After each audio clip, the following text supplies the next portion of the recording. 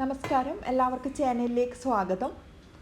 ഇന്ന് ഞാനിവിടെ ഷെയർ ചെയ്യുന്നത് വെൺപൊങ്കലിൻ്റെ റെസിപ്പിയാണ്. വെൺപൊങ്കൽ എന്ന് പറഞ്ഞാൽ പൊതുവേ തമിഴ്നാട്ടിൽ ബ്രേക്ക്ഫാസ്റ്റ് ആയിട്ട് കഴിക്കുന്ന ഒരു മെയിൻ ഐറ്റമാണ്. നമ്മുടെ നാട്ടിൽ പുട്ടും വെള്ളയപ്പൊക്കെ നമ്മൾ കഴിക്കുന്നില്ലേ, അതുപോലെ തന്നെ തമിഴ്നാട്ടിൽ മെയിനായിട്ട് ബ്രേക്ക്ഫാസ്റ്റിന് വെൺപൊങ്കലാണ് കഴിക്കുക. ബ്രേക്ക്ഫാസ്റ്റ് ഐറ്റം എന്ന് മാത്രമല്ല, നമ്മളിത് ലഞ്ചായിട്ടും ഡിന്നറായിട്ടും ഒക്കെ കഴിക്കാൻ പറ്റും.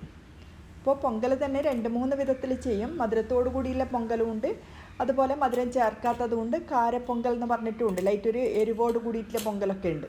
അപ്പോൾ ഞാനിന്നിവിടെ കാണിക്കുന്നത് വെൺപൊങ്കലാണ്, മധുരം ചേർക്കാത്ത പൊങ്കലാണ്. അപ്പോൾ ഈ ഒരു പൊങ്കൽ നമ്മൾ ഇതുപോലെ ഉണ്ടാക്കി കഴിഞ്ഞാൽ നമുക്ക് പ്ലെയിനായിട്ട് തന്നെ കഴിക്കാൻ പറ്റും. പൊതുവേ തമിഴ്നാട്ടിൽ ഇത് കഴിക്കുന്ന രീതി എന്ന് പറഞ്ഞാൽ ഇതിൻ്റെ ഒന്നിച്ച് സാമ്പാർ, ചട്നി ഇതൊക്കെ ചേർത്തിട്ടാണ് കഴിക്കുക. അപ്പോൾ അങ്ങനെയെല്ലാം ചേർത്ത് കഴിക്കുമ്പോൾ ഇതിനൊരു പ്രത്യേക ടേസ്റ്റ് തന്നെയാണ്. നമ്മൾ ഒരു പ്രാവശ്യം ട്രൈ ചെയ്ത് നോക്കേണ്ട ഐറ്റം തന്നെയാണ്. അപ്പോൾ തീർച്ചയായിട്ടും നിങ്ങൾ ട്രൈ ചെയ്ത് നോക്ക്, ഫീഡ്ബാക്ക് അറിയിക്കാൻ മറക്കരുത്. അപ്പോൾ നമുക്ക് വീഡിയോ കണ്ടു നോക്കാം. അപ്പോൾ പൊങ്കൽ ഉണ്ടാക്കാൻ വേണ്ടിയിട്ട് ഇതിലേക്ക് മെയിനായിട്ട് വേണ്ടത് പച്ചരി, അതുപോലെ തന്നെ ചെറുപയർ പരിപ്പ്, ഇത് രണ്ടുമാണ് വേണ്ടത്.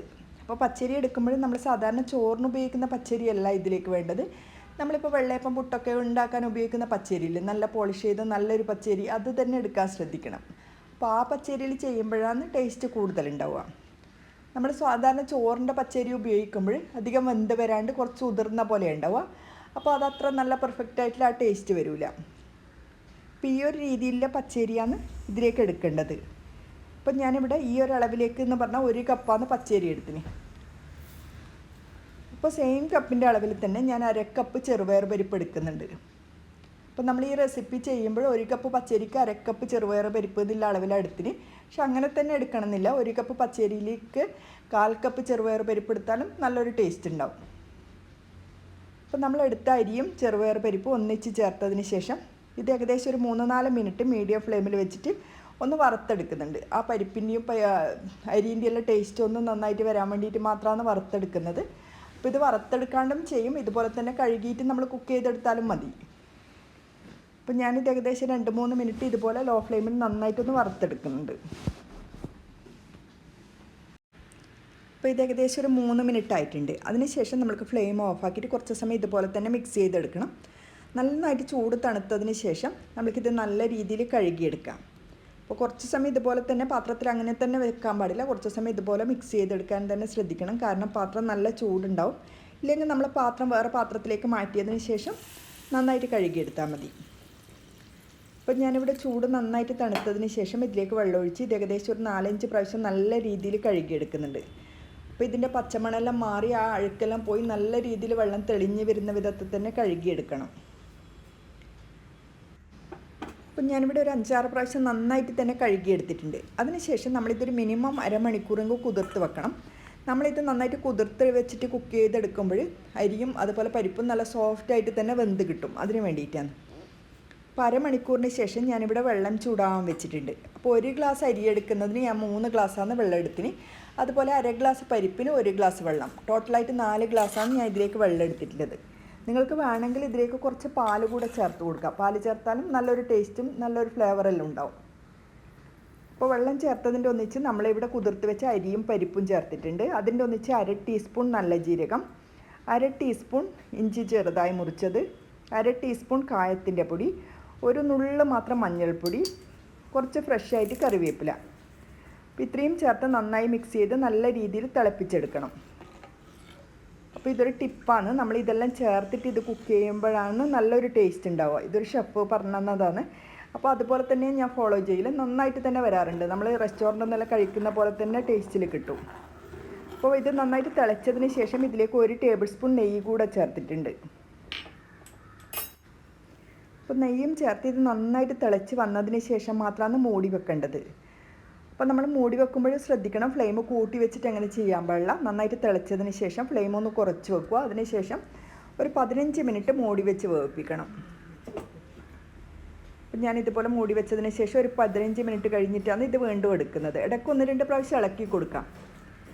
അപ്പോൾ 15 മിനിറ്റ് കൊണ്ട് തന്നെ ഇത് നല്ല സോഫ്റ്റായിട്ട് വെന്ത് വന്നിട്ടുണ്ടാവും. നമുക്കിത് മിക്സ് ചെയ്യുമ്പോൾ തന്നെ മനസ്സിലാവും നല്ല സോഫ്റ്റായിട്ടാണ് ഇല്ലത് എന്നുള്ളത്. അതുകൊണ്ട് നമ്മൾ ഒരുപാട് മിക്സ് ചെയ്ത് ഉടച്ച് പേസ്റ്റ് പോലെ ആക്കാൻ പാടില്ല. ലൈറ്റായിട്ട് നന്നായിട്ടൊന്ന് മിക്സ് ചെയ്തെടുത്താൽ മതി. അപ്പം നമ്മളിത് കുക്ക് ചെയ്യുന്ന സമയത്ത് ഇതിലൊട്ടും ഉപ്പ് ചേർത്തിട്ടുണ്ടായിട്ടില്ല. കാരണം പരിപ്പ് വെന്ത് കിട്ടാൻ കുറച്ചൊരു ബുദ്ധിമുട്ടായിരിക്കും. അപ്പോൾ ഈ ഒരു സമയത്താണ് ഞാൻ ഇതിലേക്ക് ഉപ്പ് ചേർത്ത് കൊടുക്കുന്നത്. അപ്പോൾ നമ്മൾ ഇതിലേക്ക് കുറച്ചായിട്ട് ഉപ്പ് ചേർത്ത് നന്നായി മിക്സ് ചെയ്തെടുത്താൽ മതി. അതുപോലെ തന്നെ നമ്മൾക്കിതിൽ വെള്ളത്തിൻ്റെ അളവും ശ്രദ്ധിക്കണം. ഒരുപാട് കട്ടിയാകുന്ന വിധത്തിൽ നമ്മളിത് വറ്റിച്ചെടുക്കാൻ പാടില്ല. കുറച്ച് ഇതുപോലെ വെള്ളത്തിൻ്റെ അളവുണ്ടാവണം. ലൈറ്റായിട്ട് നമ്മൾക്കിതുപോലെ മിക്സ് ചെയ്യുമ്പോൾ മനസ്സിലാവില്ലേ, കുറച്ച് വെള്ളത്തോട് കൂടിയുള്ളതെന്ന് ആ ഒരു അളവിലാണ് വേണ്ടത്. കാരണം ഇത് ചൂട് തണുക്കുന്ന സമയത്ത് വീണ്ടും കട്ടിയായി പോകും. ഒരുപാട് കട്ടിയായിട്ട് കഴിക്കുമ്പോഴും അത്ര ടേസ്റ്റ് ഉണ്ടാവില്ല. നമ്മളിത് സ്പൂൺ കൊണ്ട് കോരി കഴിക്കുമ്പോഴാണ് അതിന് ആ ഒരു നല്ല ടേസ്റ്റ് ഉണ്ടാവുക. അപ്പോൾ അങ്ങനെ നിങ്ങൾക്ക് കട്ടിയാന്ന് തോന്നുന്നുണ്ടെങ്കിൽ ഒരു അര ഗ്ലാസ് ചൂടുവെള്ളം ചേർത്ത് കൊടുത്താൽ മതി. അപ്പോൾ ഇത് നന്നായിട്ട് തന്നെ മിക്സ് ചെയ്തെടുത്തിട്ടുണ്ട്. കണ്ടോ, ഈ ഒരു അളവിലാണ് വേണ്ടത്. നമ്മളിങ്ങനെ തവീനെ കൊണ്ട് എടുത്തിട്ട് ഇങ്ങനെ ഒഴിക്കുന്ന സമയത്ത് കുറച്ചൊരു ലൂസായിട്ടുള്ള പോലെ തന്നെ തോന്നണം. ആ രീതിയിൽ തന്നെ എടുക്കാൻ ശ്രദ്ധിക്കണം. അപ്പോൾ അടുത്തത് ഇതിലേക്ക് മെയിനായിട്ട് വേണ്ടത് താളിച്ച് ചേർക്കുന്നതാണ്. അതിന് വേണ്ടിയിട്ട് ഞാനിവിടെ ഒരു പാത്രം ചൂടാകാൻ വെച്ചിട്ടുണ്ട്. ഈ പാത്രത്തിലേക്ക് 4 ടേബിൾ സ്പൂൺ നെയ്യ് ചേർത്ത് കൊടുക്കുന്നുണ്ട്. അപ്പോൾ ഇതിലേക്ക് കുറച്ച് കൂടുതൽ തന്നെ നെയ്യും ഓയിലെല്ലാം ചേർക്കണം. അപ്പോഴാണ് നല്ലൊരു ടേസ്റ്റ് ഉണ്ടാവുക. അപ്പോൾ പൊതുവേ റെസ്റ്റോറൻറ്റിൽ നിന്നെല്ലാം ചെയ്യുമ്പോൾ നെയ്യ് തന്നെ എടുക്കില്ല, ഫുള്ളായിട്ട് നെയ്യിൽ തന്നെയല്ല ഇത് ചെയ്യൽ. ഇതിലൊക്കെ കുറച്ച് മാത്രമാണ് നെയ്യ് ഉപയോഗിക്കുക, ബാക്കി ഡാൽഡ അതുപോലെ തന്നെ ഓയിൽ ചേർത്തിട്ടാണ് ചെയ്യുക. അപ്പോൾ ആ ഡാൽഡയെല്ലാം ചേർക്കുമ്പോൾ റെസ്റ്റോറൻറ്റിൽ നിന്നൊരു ടേസ്റ്റ് വ്യത്യാസമായിട്ടുണ്ടാവും. അപ്പോൾ നിങ്ങൾക്ക് അങ്ങനെ താല്പര്യം ഉണ്ടെങ്കിൽ ഡാൽഡ ചേർക്കാം. ഞാൻ ചേർക്കുന്നില്ല, നെയ്യിൽ തന്നെയാണ് ഫുള്ളായിട്ട് ചെയ്യുന്നത്. അപ്പോൾ അതിലേക്ക് 1/2 ടീസ്പൂൺ കുരുമുളക്, 1/2 ടീസ്പൂൺ നല്ല ജീരകം, അതുപോലെ കുറച്ച് കൂടുതൽ കാഷ്നട്ട് ചേർത്ത് മിക്സ് ചെയ്തെടുക്കുന്നുണ്ട്. അപ്പോൾ കാഷ്നട്ടെല്ലാം നമ്മൾ കുറച്ച് കൂടുതൽ ചേർത്ത് കഴിഞ്ഞാൽ ഓരോ സ്പൂണും നമ്മൾ കഴിക്കുമ്പോഴും ആ ഒരു കാഷ്നട്ട് കടിച്ചിട്ട് കഴിക്കുന്ന സമയത്ത് നല്ലൊരു ടേസ്റ്റ് ആയിരിക്കും. അപ്പോൾ കാഷ്നട്ട് ലൈറ്റ് ഒരു ഗോൾഡൻ കളറായി വന്നതിന് ശേഷം ഇതിലേക്ക് 1/2 ഇഞ്ച് വലുപ്പത്തിൽ ഇഞ്ചി ചെറുതായി മുറിച്ച് ചേർക്കുന്നുണ്ട്. നമ്മൾ ഫസ്റ്റ് തന്നെ ഇഞ്ചി കുറച്ച് ചേർത്തിട്ടുണ്ട്. അത് ഈ സമയത്തും ഒരു 1/2 ഇഞ്ച് വലുപ്പത്തിൽ ഇഞ്ചി ചേർത്ത് കൊടുക്കണം. അതുപോലെ 2 പച്ചമുളകും കൂടുതൽ ചേർക്കണ്ട. അപ്പോൾ ഇത് രണ്ടും ചേർത്ത് നന്നായിട്ടൊന്ന് മിക്സ് ചെയ്തെടുക്കണം. നല്ല രീതിയിൽ അതിൻ്റെ പച്ചമണമെല്ലാം മാറിയതിന് ശേഷം ഇതിലേക്ക് കുറച്ച് കറിവേപ്പില കൂടെ ചേർത്ത് കൊടുക്കാം. കറിവേപ്പിലയും ചേർത്ത് വീണ്ടും നന്നായിട്ട് മിക്സ് ചെയ്ത് നല്ല രീതിയിൽ തന്നെ ഇത് യോജിപ്പിച്ചെടുക്കണം. അപ്പോൾ ഈ ഒരു പൊങ്കലിൻ്റെ മെയിൻ കാര്യം എന്ന് പറഞ്ഞാൽ ഈ താളിച്ച് ചേർക്കുന്നതാണ്. നമ്മളിതിലേക്ക് നല്ല നെയ്യെല്ലാം ചേർത്ത് ഇതുപോലെ കുറച്ച് കൂടുതൽ കാഷ്നട്ടും ഇതെല്ലാം ചേർത്തിട്ട് മിക്സ് ചെയ്ത് ചേർക്കുമ്പോഴാണ് നല്ലൊരു ടേസ്റ്റ് ഉണ്ടാവുക.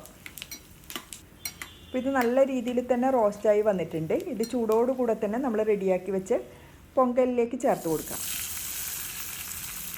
അപ്പോൾ ഞാനിവിടെ ഫുള്ളായിട്ട് ഇതുപോലെ പൊങ്കലിലേക്ക് ചേർത്തിട്ടുണ്ട്. അതിനുശേഷം ഇതിലേക്ക് ഫ്രഷായിട്ട് ഞാനിവിടെ 1 ടേബിൾ സ്പൂൺ നെയ്യ് കൂടെ ചേർക്കുന്നുണ്ട്. അപ്പോൾ നിങ്ങൾക്ക് നെയ്യ് ചേർക്കാൻ താല്പര്യമില്ലെങ്കിൽ ഈ ഭാഗം ഒഴിവാക്കിയാൽ മതി. കാരണം ചിലപ്പോൾ നമ്മൾ ഹെൽത്തി ആയിട്ട് ചിന്തിക്കുമ്പോൾ അത്ര കൂടുതൽ നെയ്യ് വേണമെന്ന് ചിന്തിക്കും. പക്ഷേ നെയ്യെല്ലാം അളവിൽ ചേർത്താലും മാത്രമേ ഇതിന് ആ ഒരു നല്ല ടേസ്റ്റ് ഉണ്ടാവുള്ളൂ. അപ്പോൾ ഞാനിവിടെ 1 ടേബിൾ സ്പൂൺ തന്നെ നെയ്യ് ചേർത്ത് കൊടുക്കുന്നുണ്ട്. അപ്പോൾ ഇതെല്ലാം ചേർത്തതിന് ശേഷം ഞാനിത് മിക്സ് ചെയ്യാണ്ട് ഇതുപോലെ തന്നെ ഒരു 10 മിനിറ്റ് മൂടി വെക്കുന്നുണ്ട്. അപ്പോൾ ഈ ചൂടിൽ നന്നായിട്ട് ഇതൊന്ന് സെറ്റായി കിട്ടാൻ വേണ്ടിയിട്ടാണ്. ഇപ്പോൾ ഒരു 10 മിനിറ്റ് ആയിട്ടുണ്ട്. അതിനുശേഷം നമ്മൾക്കിത് എടുത്തിട്ട് വീണ്ടും നന്നായിട്ടൊന്ന് മിക്സ് ചെയ്തെടുക്കുക. ഇപ്പോഴും നല്ല ചൂടുണ്ട്, കാരണം ഇത് മൺചട്ടിയല്ലേ ഞാൻ ഉപയോഗിച്ചിന്, ആ മൺചട്ടീൻ്റെ ചൂടാണ്, അതുപോലെ തന്നെ നിൽക്കും. അപ്പോൾ നന്നായിട്ട് മിക്സ് ചെയ്തെടുക്കണം. അപ്പോൾ ഇത് ചൂട് തണുക്കുന്ന സമയത്ത് ഒന്നുകൂടെ കട്ടിയായിട്ടില്ല പോലെ ഉണ്ടാവും. അതുകൊണ്ട് ഞാൻ ഫസ്റ്റ് തന്നെ പറഞ്ഞതിന് ആവശ്യത്തിന് ആ വെള്ളത്തിൻ്റെ അളവ് നമ്മൾ ശ്രദ്ധിക്കണം. ഇല്ലെങ്കിൽ തണുത്തിട്ട് കഴിക്കുന്ന സമയത്ത് നല്ല കട്ടിയായിട്ടില്ല പോലെ ഉണ്ടാവും, ഉതിർന്ന് പോകുന്ന പോലെ കട്ടിയായിട്ടുണ്ടാവും. അപ്പോഴത്ര ടേസ്റ്റ് കിട്ടൂല. അപ്പോൾ വെൺപൊങ്കൽ റെഡി ആയിട്ടുണ്ട്. ഇതൊരു ബ്രേക്ക്ഫാസ്റ്റ് ആയിട്ടുള്ള ഐറ്റമാണ്. അത്രയും നല്ലൊരു ടേസ്റ്റാണ്. നമ്മൾ ഹെൽത്തിയാണെന്ന് ചോദിച്ചാൽ അത്ര ഹെൽത്തി ആയിട്ടുള്ള കാര്യമൊന്നുമല്ല. ഇതിൽ ഒരുപാട് നെയ്യ് ചേർക്കും. നമ്മൾ റെസ്റ്റോറൻറ്റിൽ നിന്നെല്ലാം കഴിക്കുമ്പോൾ അവർ ഒരുപാട് ഡാൽഡയൊക്കെ ചേർത്തിട്ടാണ് ഇത് ചെയ്യുക. അപ്പോൾ എപ്പോഴെങ്കിലും ഒരു ദിവസം അങ്ങനെ കഴിക്കുമ്പോൾ കുഴപ്പമില്ല. ഇല്ലെങ്കിൽ നമ്മൾ റെഗുലറായിട്ട് വീട്ടിൽ അങ്ങനെ ഉണ്ടാക്കി കഴിക്കുന്ന സമയത്ത് ഇത്ര നെയ്യോ അല്ല ഓയിലൊന്നും ചേർക്കാണ്ട് കുറച്ച് മാത്രം ചേർത്തിട്ടും ഇതുപോലെ തന്നെ ചെയ്തെടുക്കാൻ പറ്റും. അപ്പോൾ ഈ ഒരു വെൺപൊങ്കൽ എന്ന് പറഞ്ഞാൽ നമുക്ക് പ്ലെയിനായിട്ട് തന്നെ കഴിക്കാൻ പറ്റും. ലൈറ്റ് ഒരു ചൂടിൽ പ്ലെയിനായിട്ട് കഴിക്കുമ്പോഴും നല്ലൊരു ടേസ്റ്റ് ആയിരിക്കും. പൊതുവേ തമിഴ്നാട്ടിൽ ഇത് കഴിക്കുമ്പോൾ ഇതുപോലെ ഇതിൻ്റെ മേലേക്ക് കുറച്ച് നെയ്യ് ചേർത്ത് കൊടുക്കും. അതിനുശേഷം ഇതിലേക്ക് സാമ്പാർ, നല്ല ടിഫിൻ സാമ്പാർ ഉണ്ടാവില്ലേ, ലൈറ്റ് ഒരു മധുരത്തോട് കൂടിയിട്ടുള്ള സാമ്പാർ, ആ ഒരു ടിഫിൻ സാമ്പാറും അതിൻ്റെ ഒന്നിച്ച് തന്നെ തേങ്ങ ചട്നിയും കൂടെ ചേർത്തിട്ടാണ് കഴിക്കുക. അപ്പോൾ ഇതെല്ലാം ചേർത്തിട്ട് കഴിക്കുമ്പോഴാണ് ഇതിൻ്റെ ആ നല്ല പെർഫെക്റ്റ് ആയിട്ടുള്ള ടേസ്റ്റ് കിട്ടുക. അപ്പം നമ്മളിത് കഴിക്കുന്ന സമയത്ത് നമ്മൾ ഓരോ സ്പൂൺ എടുത്തിട്ട് കഴിക്കുമ്പോഴും അതിൽ കാഷ്നട്ടും അതുപോലെ ബാക്കി അതിൽ താളിച്ച് ചേർത്ത കാര്യങ്ങളൊക്കെ വന്നിട്ട് അതെല്ലാം ചേർത്തിട്ട് കഴിക്കുമ്പോഴാണ് നല്ല ടേസ്റ്റ് ഉണ്ടാവുക. പ്ലെയിനായിട്ട് കഴിക്കാൻ തന്നെ അത്രയും നല്ലൊരു ഐറ്റമാണ്. അപ്പോൾ നിങ്ങൾക്ക് കാണുമ്പോൾ തന്നെ മനസ്സിലാവും ഇത് എത്രത്തോളം നല്ല ഇതിലാണ് ഉള്ളത് എന്നുള്ളത്. നമ്മൾക്ക് അതിൽ ചേർത്ത പരിപ്പും അതുപോലെ അരിയെല്ലാം ചെറുതായിട്ട് കാണാൻ പറ്റുന്നുണ്ട്.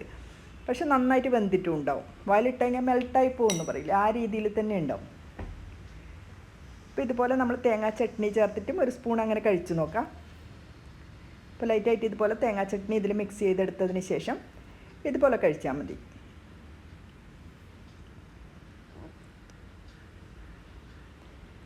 അതുപോലെ തന്നെ നമ്മൾക്ക് സാമ്പാറും ഇതേപോലെ തന്നെ ചേർത്തിട്ട് കഴിക്കാൻ പറ്റും. അപ്പം നമ്മൾ സാമ്പാർ എടുക്കുമ്പോൾ സാധാരണ ചോറിന് ഉപയോഗിക്കുന്ന സാമ്പാറല്ല ഇതിലേക്ക് എടുക്കുക. ടിഫിൻ സാമ്പാറാണ്. ലൈറ്റൊരു മധുരം ഉണ്ടാകും. ചെറിയ കഷ്ണം ശർക്കരയൊക്കെ ചേർത്തിട്ട് ചെയ്യുന്നൊരു സാമ്പാറാണ്. പൊതുവേ തമിഴ്നാട്ടിൽ ശർക്കര ചേർത്തിട്ടാണ് ടിഫിൻ സാമ്പാർ ഉണ്ടാക്കുക. ആ രീതിയിലുള്ള സാമ്പാറാണ് ഇതിന് നന്നായിട്ട് സെറ്റാവുക. നല്ല രീതിയിൽ കഴിക്കുമ്പോൾ ഒരു ടേസ്റ്റ് ഉണ്ടാവുക. അപ്പോൾ തീർച്ചയായിട്ടും നിങ്ങൾ ഒരു പ്രാവശ്യം ഇത് ട്രൈ ചെയ്ത് നോക്കേണ്ടത് തന്നെയാണ്. ട്രൈ ചെയ്ത് നോക്കിയിട്ട് ഫീഡ്ബാക്ക് അറിയിക്കാൻ മറക്കരുത്. വീണ്ടും പുതിയൊരു വീഡിയോ ആയിട്ട് കാണാം. താങ്ക്